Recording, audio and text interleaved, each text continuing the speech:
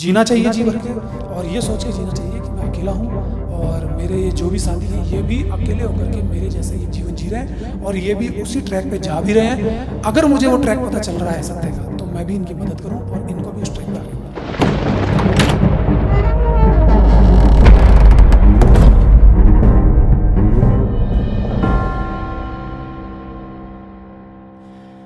हर रिश्ते से बड़े मालूम पड़ते हैं। ये बात कई जगह देखने को भी मिलती है कि जैसे आपके रिलेटिव हैं, दूर हैं और आपका पड़ोसी है, तकलीफ़ आती है तो वो आपके काम आता है। लेकिन अनमोल, कभी कभी बहुत तकलीफ़ की बातें इस दुनिया में देखने को मिलती है।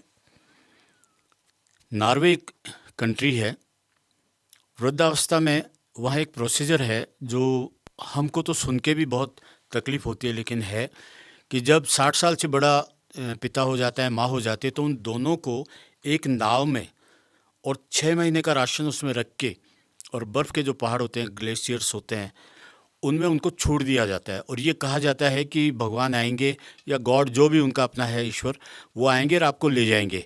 और हम ये कल्पना भी करते हैं कि मेरी माँ है, अगर उसको ऐसे छोड़ देंगे तो कहाँ जा रही होगी, क्या हो रहा होगा।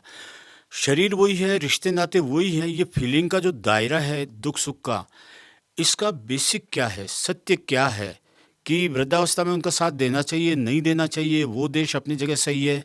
ये सब है कि आजकल वृद्धावस्था में छोड़ने लग गए ओल्ड होम में, और कई अपने माता पिता को मरे ही नहीं छोड़ते।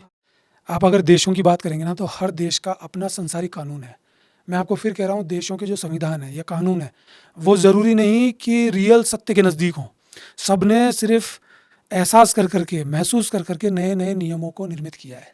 तो आपने कहा कि एक नाव में बिठा करके 6 महीने का राशन रख के एक देश में अपने माँ बाप को छोड़ दिया जाता है और ये कल्पना की जाती है कि जो परम सत्ता है वो उनको लेके चली जाएगी। देखिए, शायद उन्होंने ये सोचा हो कि इस संसारिक दुनिया में रह करके तो इनको वो सब नहीं मिला जिस आध्यात्मिक दृष्टि की बात संत करते हैं। तो क्या पता उस संसारिक दुनिया से दूर होकर के ये एक ऐसे ग्लेशियर की तरफ या नदी में या कहीं पे भी जाए, वहाँ इनको एकांतवास मिले। कहीं ऐसा तो नहीं कि उनसे पीछा छुड़ा रहे हो कि वृद्धावस्था में छोड़ दो या बूढ़े हो गए कौन सेवा करेगा, भेज दो। नज़रिया कुछ भी हो सकता है। अगर आप अपने देश की बात करें तो यहाँ पर तो बुज़ुर्गों से पीछा छुड़ाने का कोई भी प्रावधान नहीं है, लेकिन फिर भी आज वृद्धाश्रम है। कथनी और करनी में फ़र्क है। मैं पैरवी नहीं कर रहा हूँ कि वो 6 महीने के लिए छोड़ देते हैं राशन दे करके, लेकिन आपने सवाल पूछा, मैं उसके एवज में उसके पक्ष और विपक्ष बता रहा हूँ कि शायद उन्होंने कोई कल्पना की हो, क्योंकि जिस देश की आप बात कर रहे हैं वो अपने आप में बहुत प्रतिष्ठित है, शिक्षा में, चिकित्सा में, हैप्पीनेस इंडेक्स में। तो वहाँ हो सकता है उनके सोचने का तरीका ये हो, लेकिन सत्य एक है, वो किसी भी देश के लिए एक होता है। ये व्यवस्थाएं हैं और आने वाले टाइम में तो पता नहीं क्या क्या होगा। हो सकता है 50 साल के आदमी को उसके बाद जिंदा ही नहीं रहने दिया जाए कि इतनी जनसंख्या हो गई कि साहब जीने दो, लोगों को, युवाओं को जीने दो, इन बूढ़ों को हटाओ। तो मुझे तो अभी गए 15 साल हो गए। नहीं तो लगता भी है भाई, इतनी उम्र के व्यक्ति हैं तो मर क्यों नहीं रहे। कई व्यक्ति तो ऐसे हैं, आप देखा होगा फेसबुक पे, उनकी उम्र मान लो 70 75 साल हो गई, 75 साल के हो गए, 80 साल के हो गए, लेकिन जो 50 साल के लोग मर जाते हैं ना, वो उनकी पोस्ट डालते हैं कि ये चल बसा। उनको ये एहसास भी नहीं होता। वो दुख होता है तो डालते हैं कि ये मेरी उम्र का क्यों नहीं हुआ। नहीं, दुख नहीं होता, उनकी टेंशन हो जाती है। जब भी आप देखेंगे ना किसी की बैठक होती है, कोई मर गया, तो आप देखेंगे कि जो उम्रदार है ना 65-70 के, उनका दिमाग खराब हो जाता तो है। मतलब आप ये कहना चाहते हो उनको भी मर जाना चाहिए? शायद मेरे को लगता है। सर जी, कथनी और करनी में फ़र्क होता है सर।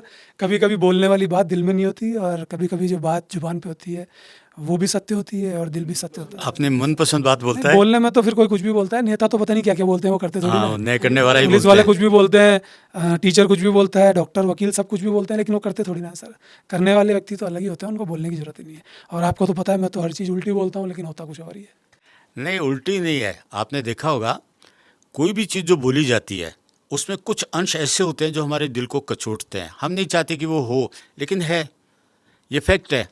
इन्हीं सब के बीच में सबसे अच्छी जो बात है और जो सच्ची बात है वो ये है कि हर समाज अपने नियम बनाता है, हर देश अपना कॉन्स्टिट्यूशन अलग से रखता है, हर देश के डिसीजन अलग होते हैं, हमारे देश के अलग हैं।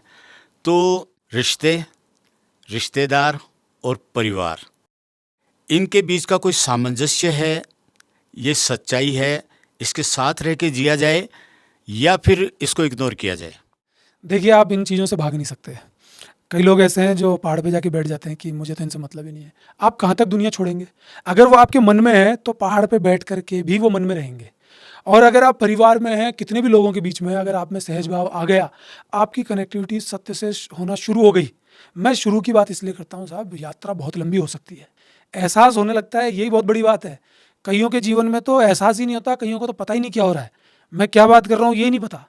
अगर शुरुआत हो गई तो अपने आप में यही बहुत बड़ी सूचना है कि चलो कुछ मालूम नहीं चला, लेकिन कम से कम ये तो पता चलने लगा है कि ये भी कोई चीज़ है, एक रास्ता तो देखा कि यही चीज़ है, ये भी कोई चीज़ नहीं बल्कि यही कोई चीज़ है। जब उनको दिखने लग जाएगा सब कुछ सही हो जाता है। तो इनका कोई बीच का रास्ता नहीं है, बल्कि ये खुद एक रास्ता है। आप चाहे संसारिक दुनिया में रहिए, चाहे आप एकांत में बैठ जाइए, आप पहाड़ पे भी बैठ जाएंगे, जंगल में बैठ जाएंगे, वहाँ पे भी आबादी हो जाएगी कुछ टाइम बाद। लोग अकेले होके जाते हैं किसी जगह पे, फिर वहाँ पर जाके फिर बसावट हो जाती है, फिर वो परेशान हो जाते हैं। तो इसका कोई समाधान नहीं है। लोगों के लिए दुनिया बनी हुई है, जीना चाहिए जी भर के, और ये सोच के जीना चाहिए कि मैं अकेला हूँ और मेरे ये जो भी साथी हैं ये भी अकेले होकर के मेरे जैसा ही जीवन जी रहे हैं और ये भी उसी ट्रैक पे जा भी रहे हैं। अगर मुझे वो ट्रैक पता चल रहा है सत्य का, तो मैं भी इनकी मदद करूँ और इनको भी उस ट्रैक पे आगे बढ़ाऊँ।